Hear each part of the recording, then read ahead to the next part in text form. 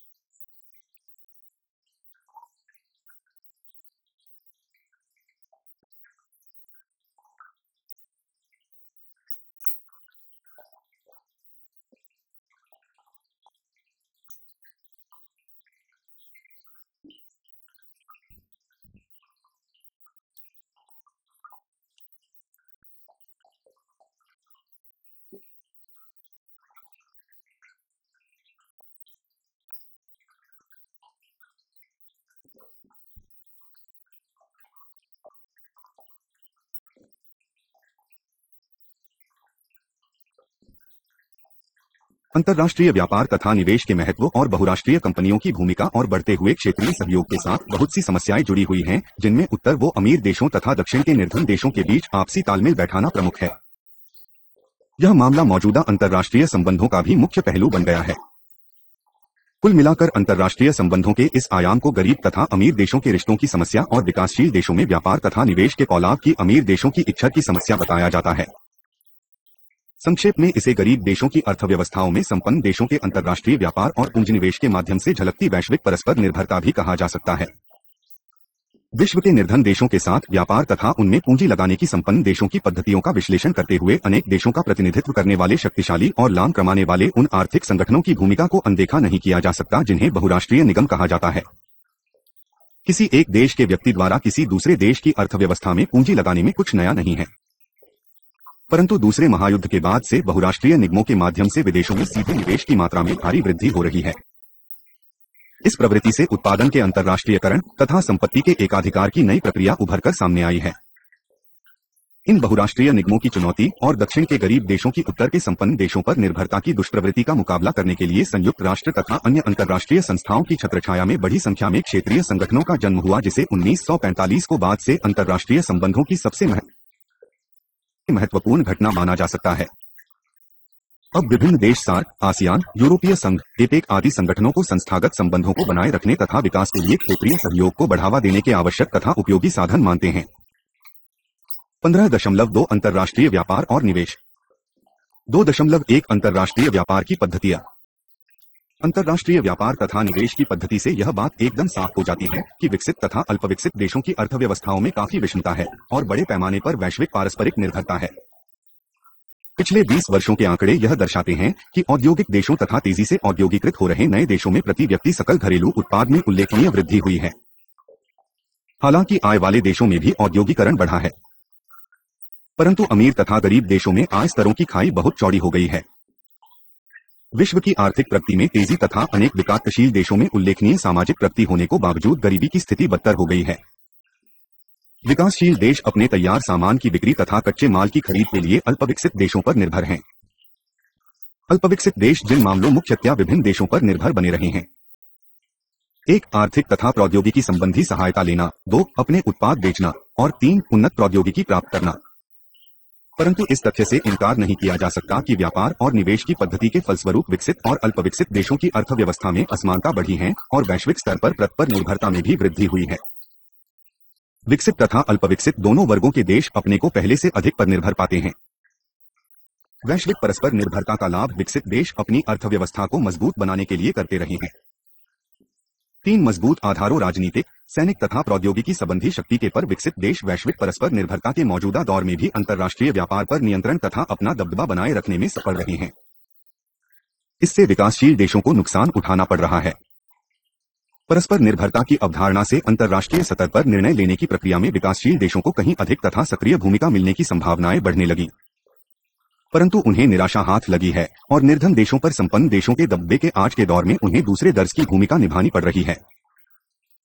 समय की मांग है कि विकसित देश वैश्विक परस्पर निर्भरता के महत्व और निष्पक्षता को महसूस करें तथा अधिक उपयोगी एवं न्यायपूर्ण अंतर्राष्ट्रीय आर्थिक और व्यापारिक प्रणाली के विकास के लिए काम करने को आगे आए। विकासशील देश न केवल विकास करना चाहते हैं बल्कि समूची अंतर्राष्ट्रीय आर्थिक प्रणाली को नया रूप देना चाहते हैं ताकि इसे निष्पक्ष एवं न्यायपूर्ण प्रणाली बनाया जा सके। इसके लिए वे व्यापक उत्तर दक्षिण वार्ता और समझौते के हक में हैं। परंतु विकसित देश अभी इसे स्वीकार करने को पूरी तरह तैयार नहीं है। वे विकासशील देशों की राय को स्थान देने के लिए मौजूदा आर्थिक संस्थाओं तथा समझौतों में ही थोड़ा बहुत फेरबदल करना चाहते हैं। फिर भी विश्व के विकासशील देशों की आवश्यकताओं के संदर्भ में व्यापार एवं निवेश की पद्धति में बदलाव लाने के लिए विकसित देशों की ओर से कोई पहल नहीं की गई है। 2.2 व्यापार तथा निवेश की पद्धतियां। अंतर्राष्ट्रीय व्यापार और निवेश के बदलते हुए परिदृश्य से जो एक और पद्धति उभरकर सामने आई है वह है विकसित देशों द्वारा विश्व की आय और संसाधनों का आवश्यकता से अधिक दोहन। तरह तरह के बहानों से शक्तिशाली और अमीर देश विश्व के संसाधनों का अपने हित में इस्तेमाल करते हैं जिससे गरीब और कमजोर देश घाटे में रहते हैं। प्रौद्योगिकीय और औद्योगिक दृष्टि से उन्नत होने के कारण तथा कच्चे माल के बाजारों एवं निर्मित माल तथा पूंजीगत सामान एक तरह का एकाधिकार होने के कारण ये देश विकासशील देशों से खरीदे जाने वाले कच्चे माल की कीमतें अपनी मर्जी से तय करने की स्थिति में होते हैं। परिणामस्वरूप वे कई तरीकों से विकासशील देशों के संसाधनी का इस्तेमाल अपने फायदे के लिए करने में सफल हो जाते हैं। अंतर्राष्ट्रीय मुद्रा कोष IMF की बैठक में अमेरिका में एक प्रस्ताव रखा जिसमें यह मांग की गई कि उसके कोटे के संसाधनों में 50% वृद्धि की जाए और साथ ही किसी सदस्य द्वारा ऋणों का बकाया भुगतान न किए जाने की स्थिति में उसे संगठन से मुअत्तल कर दिया जाए। इसका उद्देश्य विकासशील देशों पर और अधिक दबाव डालना है। विकसित देश हमेशा ही विकासशील देशों पर दबाव डालने के लिए इस तरह के हथकंडे अपनाते रहे हैं। विकसित देशों विशेषकर अमेरिका की यह कोशिश रही है कि अंतर्राष्ट्रीय मुद्रा कोष, विश्व बैंक तथा अन्य अंतर्राष्ट्रीय वित्तीय संस्थाओं के जरिए ये विकासशील देशों की आर्थिक नीतियों को परोक्ष रूप से नियंत्रित कर सकें। कहना न होगा कि उनकी व्यापार और निवेश की पद्धति हमेशा ऐसी रही है जिससे वे विकासशील देशों के संसाधनों और आर्थिक नीतियों से लाभ उठाकर अपने आर्थिक हित साध सकें। अंतर्राष्ट्रीय व्यापार तथा निवेश के साथ साथ अंतर्राष्ट्रीय आर्थिक संगठनों और विश्व अर्थव्यवस्था पर भी नियंत्रण के कारण विकासशील देशों पर विकसित देशों की पकड़ और मजबूत बनती है। अपने इस वर्चस्व के चलते थोड़े से विकसित देश आसानी से विश्व संसाधनों का बंटवारा इस तरह कर लेते हैं कि उनके अपने मकसद पूरे हों। 15.3 बहुराष्ट्रीय निगमों मल्टीनेशनल कॉरपोरेशंस की भूमिका। अंतर्राष्ट्रीय संबंधों खासकर आर्थिक संबंधों में शक्तिशाली गैर सरकारी एजेंसी के रूप में बहुराष्ट्रीय निगमों का विकास अपने आप में उल्लेखनीय घटना है। इन निगमों के उदय ने विश्व परिप्रेक्ष्य को बदलने में मुख्य भूमिका निभाई है। ये कंपनियों विकसित देशों से पूंजी, उद्योग, प्रौद्योगिकी और तकनीकी जानकारी को विकासशील देशों तक ले जाने के स्रोत के रूप में उभर कर सामने आई हैं। साथ ही इन्होंने विकासशील देशों को विकसित देशों पर और अधिक निर्भर बना दिया है। एक ओर तो ये विकासशील देशों को उनकी मदद से विकास करने और विशेषज्ञता विकसित करने के अवसर देते हैं, तो दूसरी ओर ये इन देशों की अर्थव्यवस्थाओं एवं नीतियों पर नवोपनिवेशवादी नियंत्रण का माध्यम बनाते हैं। अमेरिका, इंग्लैंड या जापान जैसे देशों में जहां इन निगमों का जन्म हुआ, ये वहां की अर्थव्यवस्था को लाभ पहुंचाने में सहायक रहे हैं। ये किसी देश की सरकार के नियंत्रण से मुक्त रहने की कोशिश करते रहे हैं और साथ ही ये बेरोजगारी बढ़ाने के लिए जिम्मेदार रहे हैं। इन सभी पहलुओं के कारण बहुराष्ट्रीय निगमों को समर्थन भी मिला है और इनका विरोध भी हुआ है। बहुराष्ट्रीय निगमों के प्रभाव का आकलन इसी अनुमान से किया जा सकता है कि वर्ष 2002 तक विश्व को आधे या उससे अधिक औद्योगिक उत्पाद मुट्ठी भर बहुराष्ट्रीय कंपनियों द्वारा किया जा रहा था। एक अध्ययन से पता चलता है कि अमेरिका स्थित बहुराष्ट्रीय निगमों की 187 सहायक कंपनियों की संख्या 1950 में 2000 थी, जो 1967 में बढ़कर 8000 हो गई। इस प्रकार इनकी संख्या में 2 दशकों के भीतर 4 गुना वृद्धि हुई। अमेरिका में ऐसी कंपनियों जिनके अधिकारी विदेशी थे 1972 में 2713 थीं।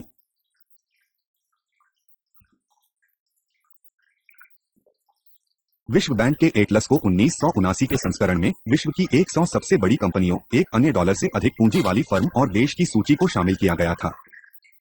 इनमें से बहुराष्ट्रीय निगम थे जिनमें जनरल मोटर्स तथा एक्सॉन स्थान कंपनियों में सबसे ऊपर लेकिन 22 देशों से नीचे थे। शीर्ष 50 इकाइयों में कंबल 9 बहुराष्ट्रीय निगम थे, परंतु बाद की 50 इकाइयों में बहुराष्ट्रीय निगमों की संख्या 32 थी। 19 विकसित देशों में कार्यरत 30,400 व्यापारिक कंपनियों की एक व अधिक मेजबान देशों में कम से कम एक विदेशी सहयोगी कंपनी है। इनमें से आधी से अधिक बहुराष्ट्रीय निगमों पर अमेरिका, इंग्लैंड या जर्मनी का नियंत्रण है। 102 कंपनियों पर अकेले अमेरिका का नियंत्रण है। हालांकि बहुराष्ट्रीय निगमें विश्व भर में प्रगति कर रही हैं, परंतु बहुराष्ट्रीय व्यापार का बहुत बड़ा हिस्सा उत्तरी अमेरिका, पश्चिमी यूरोप और जापान जैसे विकसित क्षेत्रों में ही होता है। इंग्लैंड तथा अमेरिका की लगभग आधी कंपनियों की सहायक कंपनियों विकासशील देशों में हैं। जब हम दुनिया भर में फैली बहुराष्ट्रीय कंपनियों पर नजर डालते हैं तो पता चलता है कि इन पर अमेरिका हावी है।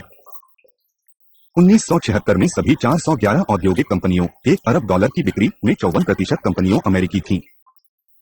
12% कंपनियों के साथ इंग्लैंड का दूसरा तथा 10% कंपनियों में अमेरिका की विशाल कंपनियां जापान का तीसरा स्थान था।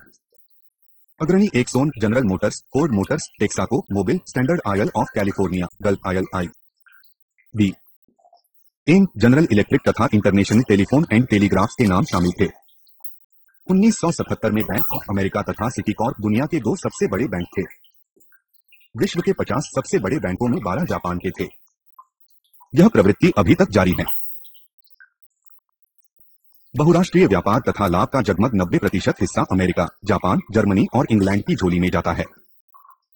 बहुराष्ट्रीय कंपनियों का इतना नियंत्रण और अभी तक इनका दबदबा होने वो मुख्य कारण है उनकी गतिविधियों का विस्तार और उनकी आर्थिक क्षमता की मजबूती। इनका ध्यान मुख्य रूप से विकासशील देशों पर रहता है, क्योंकि इन देशों के सकल घरेलू उत्पाद तथा उनके उन्नत आर्थिक क्षेत्रों में इनका महत्व अधिक दिखाई देता है। इसके अलावा विकासशील देश इन कंपनियों को अपने ऊपर विकसित देशों के नए उपनिवेशवादी नियंत्रण की एजेंसी मानकर चलते हैं। हालांकि ये कंपनियों लाभ कमाने वाली गैर सरकारी और निजी आर्थिक उद्यम होती है, परंतु परोक्ष रूप से वे विकासशील देशों की अर्थव्यवस्थाओं और नीतियों पर अपने गृह देशों के नियंत्रण को मजबूत बनाती। बहुराष्ट्रीय कंपनियों की भूमिका को 2 भागों में विश्लेषित किया जा सकता है। ये है बहुराष्ट्रीय कंपनियों का मेजबान देशों पर प्रभाव और बहुराष्ट्रीय कंपनियों का गृह देशों पर प्रभाव। 3.1 बहुराष्ट्रीय कंपनियों का मेजबान देशों पर प्रभाव। बहुराष्ट्रीय निगम माल, प्रौद्योगिकी और प्रबंधकीय जानकारी को देशों की सीमा से पार ले जाने के साधन के रूप में महत्वपूर्ण भूमिका निभाते हैं। ये कंपनियों और उनके समर्थक मानते हैं कि उन्होंने विकसित देशों की पूंजी तथा उत्पादन विकासशील देशों तक पहुंचाने का काम किया है। पहली बात तो यह है कि ये कंपनियों विकासशील देशों की निवेश संबंधी आवश्यकताएं पूरी करती हैं।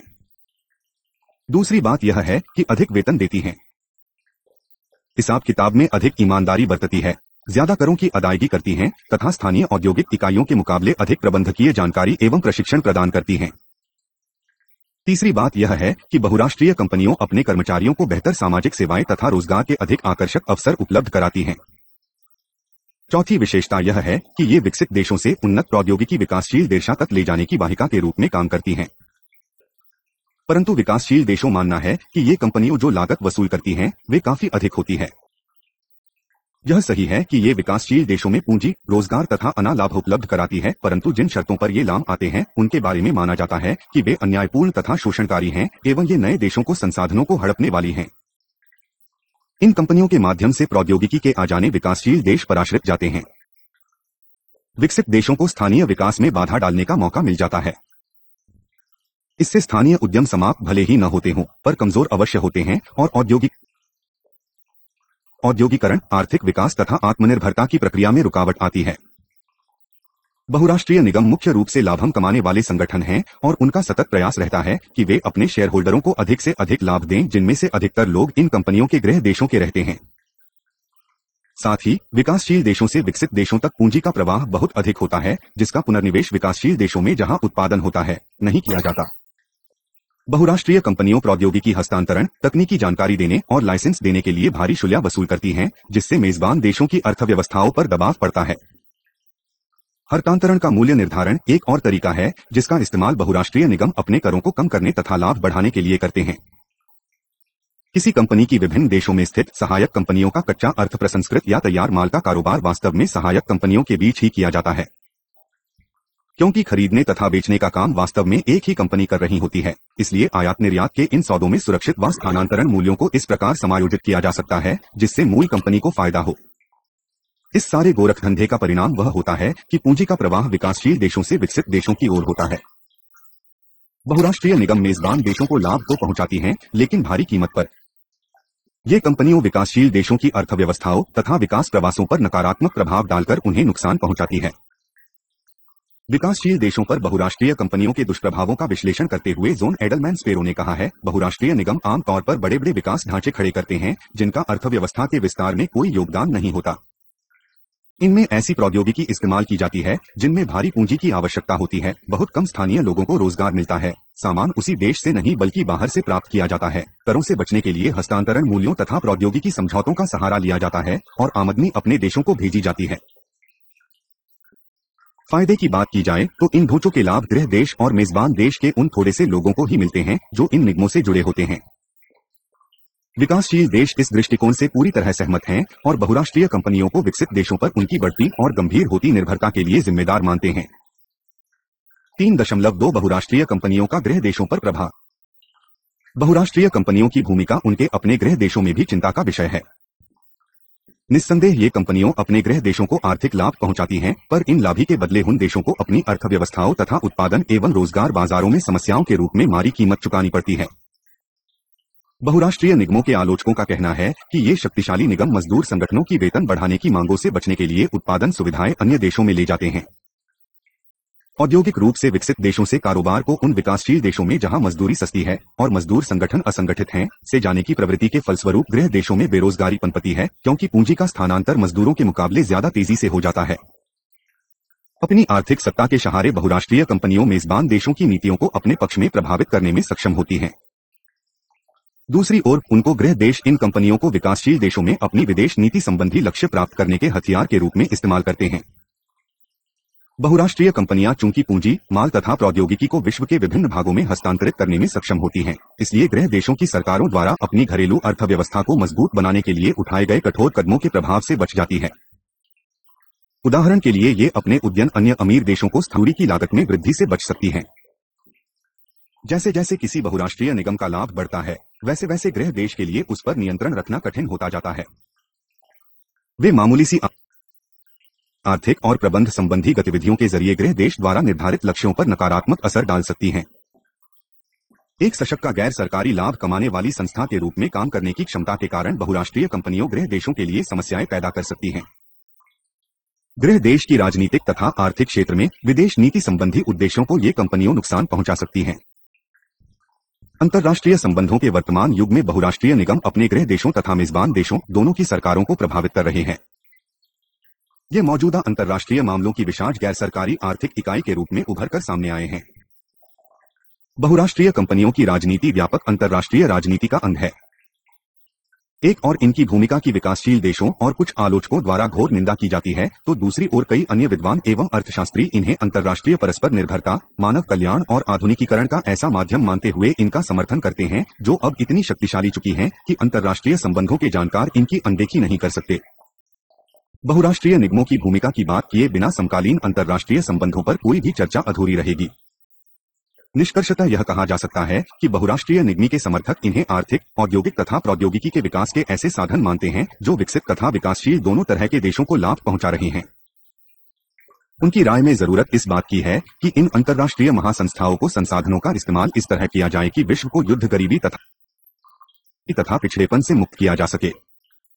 इन कंपनियों को आलोचक, विशेषकर विकासशील देशों के लोग बहुराष्ट्रीय निगमों के उदय एवं प्रगति को वर्तमान युग का बहुत बड़ा अभिशाप मानते हैं। उनकी मांग है कि इन्हें नवोपनिवेशवाद के साधन के रूप में सक्रिय होने से रोकने के लिए कड़े उपाय किए जाएं। ऐसा राष्ट्रीय तथा स्थानीय कानूनों के जरिए ही किया जा सकता है, क्योंकि अपनी असीम शक्तियों कारण ये संयुक्त राष्ट्र संघ तथा अन्य अंतर्राष्ट्रीय संस्थाओं के नियंत्रण से बाहर हो गए हैं। बहुराष्ट्रीय कंपनियों समकालीन अंतर्राष्ट्रीय संबंधा की वास्तविकता है। कोई भी इनकी समाप्ति की आशा नहीं कर सकता और घड़ी की सुइयों को पीछे ले जाने की कोशिश करना बेकार है। आवश्यकता इस बात की है कि इन्हें इस तरह नियंत्रित किया जाए कि वे मानवता को नुकसान न पहुंचा पाए। ये अपने मेजबान तथा गृह दोनों देशों की अर्थव्यवस्था तथा सत्ता के लिए खतरा पैदा कर सकती हैं, बल्कि कुछ हद तक पहले से भी खतरे पैदा कर रही हैं। गैर सरकारी महासंस्था के रूप में वे अपने देशों की नीतियों एवं कानूनों को अपने हक में प्रभावित करके अंतर्राष्ट्रीय संबंधों में उनकी भूमिका को सीमित कर सकती है। वे पूंजी, प्रौद्योगिकी तथा तकनीकी जानकारी को विकसित देशों से विकासशील देशों को हस्तांतरित करने की राह में पहले से ही रोके अटका रही है। इसलिए बहुराष्ट्रीय कंपनियों की गतिविधियों को नियंत्रित करने को उपाय करने की जरूरत है, ताकि वे आधुनिकीकरण तथा विकास की वाहिका के रूप में काम करें और उन्हें विश्व में आर्थिक विषमता तथा नवोपनिवेशवाद के प्रसार के साधन के रूप में काम करने से रोका जा सके। बहुराष्ट्रीय कंपनियों के समर्थकों तथा आलोचकों दोनों को यह महसूस करना चाहिए कि ये पहले से ही अंतर्राष्ट्रीय संबंधों की सशक्त गैर सरकारी इकाइयों के रूप में विकसित हो चुकी हैं। इसलिए इस बात का हर संभव प्रयास किया जाए कि बहुराष्ट्रीय कंपनियों का इस्तेमाल अंतर्राष्ट्रीय शांति, सुरक्षा एवं विकास के साधन के रूप में किया जा सके। इन्हें विकसित तथा विकासशील दोनों तरह के देशों को हानि पहुंचाने से रोका जाना चाहिए। इसके लिए आवश्यक है कि राष्ट्रीय, अंतर्राष्ट्रीय, कानूनी और राजनीतिक दायरों से बाहर रहने के इनके मौजूदा दर्जे को समाप्त किया जाए। सभी देशों को ऐसी राष्ट्रीय तथा अंतर्राष्ट्रीय संस्थाएं खड़ी करनी चाहिए जो इन विशाल आर्थिक संस्थाओं को नियंत्रित करने में सक्षम हो। इस दिशा में बढ़ने में विफलता से निश्चय ही 21वीं सदी में उनका दुष्प्रभाव और बड़ा तथा खतरनाक जाएगा। 15.4 क्षेत्रीय सहयोग। श्री मौजूदगी को 1945 के बाद के अंतर्राष्ट्रीय संबंधों की सबसे महत्वपूर्ण घटनाओं में से एक माना जा सकता है। इस तथ्य से इनकार नहीं किया जा सकता कि क्षेत्रीय संगठन या गुट प्राचीन काल से अंतर्राष्ट्रीय संबंधों के साधन रहे हैं, लेकिन इस तथ्य को स्वीकार करना होगा कि विश्व युद्ध के बाद के वर्षों में इनका तेजी से विकास हुआ। विश्व युद्ध के बाद के पहले 20 वर्षों में गुटीय राजनीति अंतर्राष्ट्रीय संबंधों की कुंजी और लगभग नियामक हिस्सा बनी रही। क्षेत्रीय संगठन गुट दो महाशक्तियों के बीच शीत युद्ध के प्रमुख माध्यम रहे। आज के दौर में उनकी, विशेषकर सैनिक मुख्य गुटों की भूमिका समाप्त हो गई है, लेकिन उन्हें अब भी अंतर्राष्ट्रीय आदान प्रदान का सशक्त साधन माना जा रहा है। गैर सुरक्षा क्षेत्रीय गुटी ने आज के समय में अपने लिए अच्छी और मजबूत स्थिति बना ली है। अब सार्क, आसियान और यूरोपीय संघ आदि क्षेत्रीय आर्थिक गुटों को संस्थागत संबंध बनाए रखने तथा क्षेत्रीय आर्थिक सहयोग एवं विकास के प्रोत्साहन के लिए आवश्यक एवं उपयोगी सामन जाता है। सुरक्षा पर आधारित क्षेत्रीय गुटबंदी निश्चित रूप से हानिकारक है। नाटो, सीएटी, वार्ता संधि आदि जैसे क्षेत्रीय सुख का संगठन शांति, सुरक्षा और स्थिरता के नहीं बल्कि सैन्यवाद तथा तनाव के स्रोत रहे हैं। वार्सा संधि तो अब दफन हो चुकी है, परंतु नाटी अभी जीवित है। पर सार्क, आसियान जैसे क्षेत्रीय सहयोग संगठनों के अस्तित्व में आने से अंतर्राष्ट्रीय सहयोग, मैत्री तथा विकास को बढ़ावा देने में सहायता मिली है। ये संगठन अंतर्राष्ट्रीय आर्थिक तथा सांस्कृतिक संबंधों को मजबूत बनाकर अंतर्राष्ट्रीय राजनीति में शांति कायम करने में उपयोगी भूमिका निभा सकते हैं। वास्तव में आज के समय में बड़ी संख्या में क्षेत्रीय सहयोग संगठन अंतर्राष्ट्रीय आर्थिक संबंधों के संचालन के उपयोगी साधन की भूमिका निभा रहे हैं। क्षेत्रीय उपार्थिक सहयोग बढ़ाने में संलग्न कुछ उल्लेखनीय संगठन हैं: ASEAN, SAARC, IO, RAC, APEC, यूरोपीय संघ आदि। इन उल्लेखनीय संगठनों ने क्षेत्रीय आर्थिक सहयोग के क्षेत्र में अनुकरणीय सफलता प्राप्त की है। 4.1 दक्षिण पूर्व एशियाई राष्ट्र संघ आसियान। दक्षिण पूर्व एशियाई राष्ट्र संघ association of south east Asian Nations ASEAN की स्थापना 1967 में इंडोनेशिया, मलेशिया, फिलीपींस, सिंगापुर और थाईलैंड द्वारा साझा प्रयासों से विकास के लिए एक आर्थिक संगठन खड़ा करने के उद्देश्य से की गई।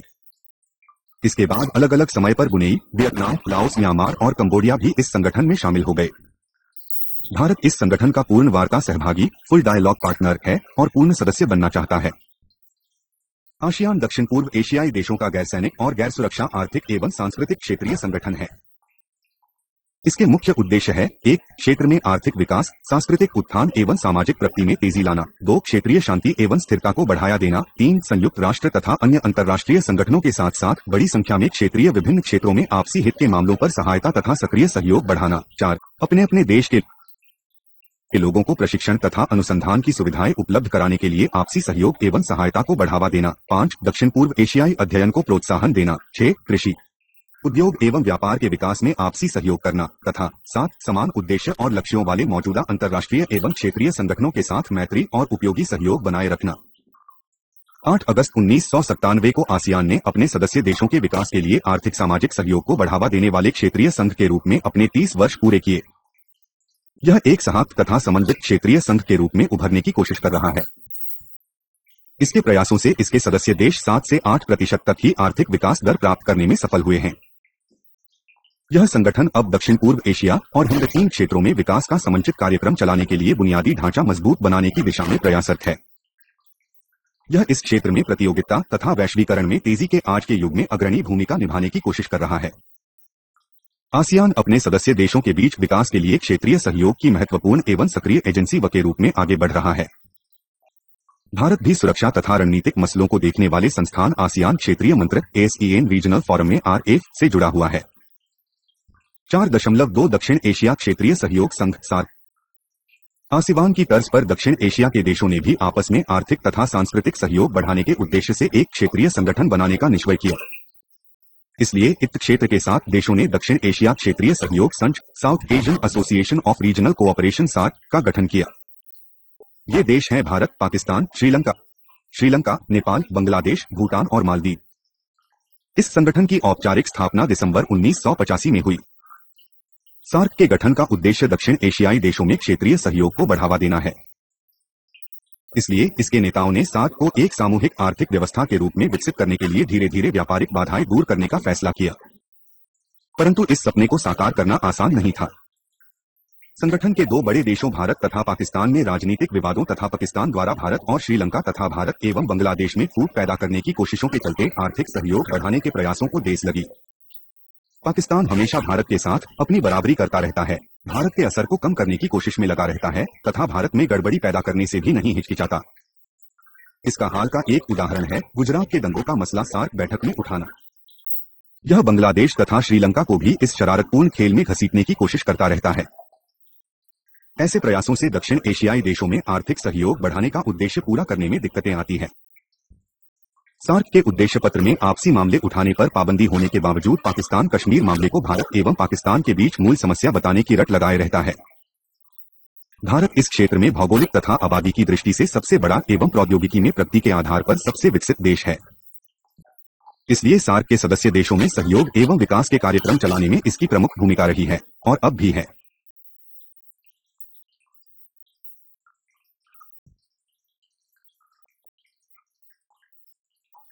भारत ने सार्क को विकास के लिए क्षेत्रीय सहयोग में बढ़ोतरी तथा विस्तार करने को लिए समान रूप से प्रभुसत्ता संपन्न देशों के स्वैच्छिक तौर पर गठित क्षेत्रीय संगठन के रूप में मान्यता दी है। भारत का विश्वास रहा है कि सार्क चेतना के माध्यम से दक्षिण एशिया के देश विकास कर सकते हैं और सदस्य देशों के आपसी विवाद सार्क मंच से बाहर ही हल करने चाहिए। परंतु सार्क देशों के बीच द्विपक्षीय विवादों की मौजूदगी और आपस में उच्च स्तर का राजनीतिक एवं आर्थिक सहयोग कायम करने में विफलता के कारण सार्क बहुत अधिक प्रगति नहीं कर पा रहा है। क्षेत्र के भीतर व्यापार के मामले में एक दूसरे को प्राथमिकता देने का फैसला अभी सिरे नहीं बढ़ पाया है। इसी तरह दक्षिण एशिया मुक्त व्यापार क्षेत्र साफ्टा का प्रस्ताव भी अभी ठंडे बस्ते में पड़ा है। यहां तक कि सार्क के वार्षिक सम्मेलन में भी बाधाएं आती रहती हैं। इसलिए सार्क क्षेत्रीय सहयोग के महत्वपूर्ण अवसरों से वंचित हो रहा है। 4.3 हिंद महासागर क्षेत्र क्षेत्रीय सहयोग संघ आई 5 मार्च 1997 को मॉरिशस की राजधानी पोर्ट लुई में एक व्यापक आधार वाले हिंद महासागर क्षेत्र क्षेत्रीय सहयोग संघ Indian Ocean Rim Association for Regional Cooperation IORR नामक अंतर्राष्ट्रीय संगठन की स्थापना की गई। इसमें 3 महाद्वीपों एशिया, अफ्रीका और ऑस्ट्रेलिया के देश शामिल हुए। ये देश हैं Bharat, Mauritius, Malaysia, Indonesia, Sri Lanka, Singapore, Oman, Yemen, Tanzania, Kenya, Mozambique, Madagascar, दक्षिण अफ्रीका और मॉरिशस। यह संगठन हिंद महासागर के आसपास स्थित देशों के बीच क्षेत्रीय सहयोग तथा महाद्वीपों के बीच व्यापार बढ़ाने की दिशा में एक बड़े कदम के में बनाया गया। परंतु सुरक्षा संबंधी मामलों और मानव अधिकारों को इसके उद्देश्य यंत्र से बाहर रखा गया। इसके कार्यक्रमों तथा गतिविधियों का लक्ष्य आर्थिक सहयोग के उन क्षेत्रों पर ध्यान केंद्रित करना है जिनसे समान हित साधने और आपसी लाभ हासिल करने के अधिक से अधिक अवसर मिलते हों। इनमें विशेष रूप से शामिल है निवेश, वैज्ञानिक तथा प्रौद्योगिक आदान प्रदान को प्रोत्साहन, पर्यटन, बुनियादी ढांचे और मानव संसाधनों का विकास तथा सेवा प्रदाताओं का निष्पक्ष आधार पर आवागम। इस समय इसमें प्राथमिक व्यापार व्यवस्था का प्रावधान नहीं है, परंतु सदस्य देश आपस में व्यापार समझौते करने को स्वतंत्र है।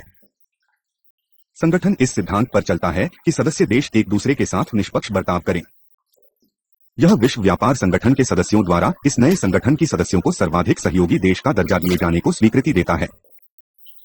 इस संगठन के मामले में कुछ भी अनोखा नहीं है। ऐतिहासिक दृष्टि से हिंद महासागर, जो कि एक व्यापारिक क्षेत्र है, एकमात्र ऐसा क्षेत्र है जो नाफ्ता, आसियान और एपेक जैसे आर्थिक गुटी से बाहर रहा है। ऐसे समय में जब वैश्वीकरण तथा समुद्र आधारित व्यापारिक रिश्ते क्षेत्रीय विकास के सशक्त तत्व बन रहे हैं, हिंद महासागर समुदाय का एक आर्थिक गुट के रूप में अपनी क्षमता को पहचानना स्वाभाविक था। इसलिए इस संगठन के अस्तित्व में आने में कोई विसंगति नहीं है। हिंद महासागर में पर्यटन के अलावा अपार संभावनाओं की संपदा है, जिसे इस क्षेत्र के देश आर्थिक लक्ष्य प्राप्त करने के अपने संकल्प पर दृढ़ रहकर अत्यंत उपयोगी और लाभप्रद स्वरूप प्रदान कर सकते हैं। 15 अप्रैल 2004 एशिया प्रशांत आर्थिक सहयोग एपेक एशिया प्रशांत आर्थिक सहयोग, Asia Pacific economic cooperation APEC, प्रशांत महासागर के देशों के मंच के रूप में विश्व की कुछ सर्वाधिक शक्तिशाली मुका व्यापार अर्थव्यवस्थाओं को एक साथ जोड़ता है। 21 देशों का यह संगठन ऑस्ट्रेलिया को प्रधानमंत्री के प्रयासों से 1989 में बना। इसके मूल सदस्यों की संख्या 18 थी। इनमें अमेरिका, ऑस्ट्रेलिया, कनाडा, जापान, दक्षिण Korea, New Zealand, Malaysia, Thailand, Singapore, Philippines, Indonesia और ब्रुनेई शामिल थे। एपेक के मौजूदा सदस्य हैं Australia, Brunei Darussalam, Canada, Chile, चीन, Indonesia, Japan, Malaysia, Mexico, New Zealand, Papua New Guinea, Peru, Philippines, रूस, सिंगापुर, दक्षिण कोरिया, ताइवान, चीन, ताइपेई, थाईलैंड, अमेरिका और वियतनाम। एपेक के सदस्य देशों ने इस क्षेत्र में आर्थिक सहयोग तथा विकास के लिए सिद्धांतों की एक घोषणा की पुष्टि की। सदस्य देशों से कहा गया कि वे स्थायी विकास का काम तेज करें और इस दिशा में हुई प्रगति की रिपोर्ट भेजते रहें। यह संगठन राष्ट्रीय तथा अंतर्राष्ट्रीय दोनों तरह के संगठनों के साथ मिलकर काम कर रहा है। यह व्यापारियों को आवागमन की सुविधाएं देने, निवेश को सुलभ बनाने, निवेश संरक्षण को सुदृढ़ बनाने तथा बुनियादी ढांचे के विकास में निजी निवेश को आकर्षित बनाने जैसे काम कर रहा है। यह संगठन क्षेत्रीय आर्थिक सहयोग की एक आदर्श मिसाल है। 4.5 यूरोपियन यूनियन EU। यूरोपीय संघ सबसे अधिक प्रभावशाली तथा सुसंगठित आर्थिक गुट है। इसका वर्तमान रूप यूरोपीय संघ 1992 में की गई मास्ट्रिएट संधि पर आधारित है। यह नवंबर 1993 को लागू हुई। यूरोपीय संघ जनवरी 1952 को गठित यूरोपीय कोयला एवं इस्पात समुदाय का संशोधित तथा विस्तृत रूप है। इसको 6 सदस्य थे: बेल्जियम, फ्रांस, पश्चिमी जर्मनी, लक्समबर्ग, इटली और हॉलैंड। इन 5 देशों ने शुरू में अपने कोयले तथा निर्यात वो संसाधनों का इस्तेमाल आर्थिक सहयोग के लिए करने का निश्चय किया। बाद में 1957 की रोम संधि के अनुसार इन देशों ने यूरोपीय आर्थिक ऊर्जा समुदाय, European economic energy community EEC और यूरोपीय परमाणु ऊर्जा समुदाय, यूरोपियन एटॉमिक एनर्जी कम्युनिटी यूरेटम का गठन किया। इन दोनों को मिलाकर यूरोपीय समुदाय, यूरोपियन कम्युनिटी के नाम से पुकारे जाने वाले इस संगठन में जनवरी 1973 में इंग्लैंड, आयरलैंड तथा डेनमार्क भी शामिल हो गए। ग्रीस में लोकतंत्र कायम हो जाने के बाद उसने भी इसकी सदस्यता के लिए आवेदन किया। 1981 में सदस्य बन गया। 1986 में स्पेन और पुर्तगाल के भी आ जाने से संगठन के सदस्यों की संख्या 12 हो गई। 1993 में व्यापार तथा यात्रा संबंधी पाबंदियों हट जाने पर इस संगठन का नाम यूरोपीय संघ हो गया और कई अन्य देशों ने इसमें शामिल होने की इच्छा जाहिर की। 1995 में ऑस्ट्रिया, फिनलैंड तथा स्वीडन के सदस्य बन जाने से इसकी सदस्य संख्या 15 हो गई। 2002 में संगठन ने 10 और देशों को मई 2004 तक का सदस्य के रूप में स्वीकार करने का फैसला किया।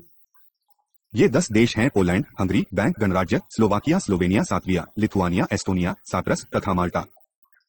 इस तरह यूरोपीय संघ की सदस्य संख्या 25 तक पहुंच जाएगी। इसकी संस्थाओं में यूरोपीय संसद, यूरोपियन पार्लियामेंट, यूरोपीय परिषद, यूरोपियन काउंसिल तथा यूरोपीय आयोग, यूरोपियन कमीशन शामिल हैं। भारत यूरोपीय संघ के साथ अपने संबंध मजबूत बनाने के प्रयास कर रहा है। 2002 में भारत तथा यूरोपीय संघ की शिखर बैठक हुई, जिनके फलस्वरूप यूरोपीय संघ की ओर से मारात की अनेक परियोजनाओं में निवेश टिक गया। यह संगठन पिछले कुछ वर्षों में मजबूत आर्थिक आधार वाले एक विकसित आर्थिक समुदाय के रूप में उभरकर सामने आया है। इसकी अब एक समान मुद्रा यूरो तथा एकमात्र बैंकिंग संघ बैंकिंग यूनियन है। परंतु इंग्लैंड, डेनमार्क और स्वीडन ने अभी यूरो मुद्रा स्वीकार नहीं की है। इसकी आर्थिक सफलता इतनी जोरदार रही है कि यह अब अपनी आर्थिक एकता के लिए यूरोपीय संघ की सशक्त राजनीतिक एकता का सहारा लेने की कोशिश में है। ऊपर दिए गए ब्यौरे से यह बात साफ हो जाती है कि क्षेत्रीय सहयोग समकालीन अंतर्राष्ट्रीय